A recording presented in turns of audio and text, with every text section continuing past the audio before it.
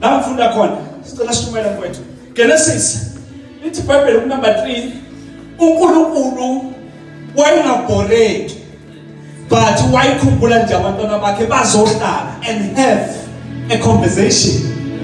uNkulunkulu wayengabhoreki kodwa nje wayevele ehle engenelanga lutho nje ehle ukuthi ukhumbula umuntu bafuna nje baxoxe.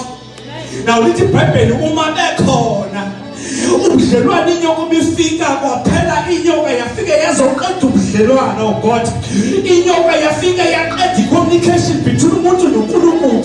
Inyoka yafika yazontshontsa the connection between man and God.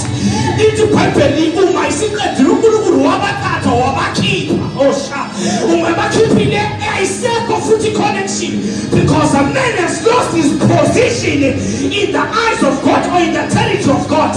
uNkulunkulu wanagcinanga wabanikeza nentimo ukuthi kube eyakhe is the gift intimi yakhe wamnika yona umuntu ukuthi wena nakale ntimi this is your place, take care of it. uNkulunkulu lapho wayitshale yonke indoda yayingasebenzi kodwa yayifike nje umsebenzi wayo ukuthi mayibona nje just a futhi thathi into but was given a mandate noma was given a law ukuthi kungayi kumuthi ophakathi nendawo but inyoka yafika yama-computer otherwise and then they fell into the trap of the serpent and they took from the tree engamele bathathe kona.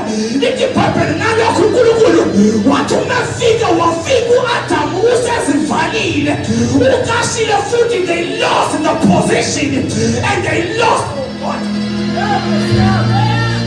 Balahlekelwa yiposition kaNkulunkulu, balahlekelwa yibona because in front of God babengakhongi.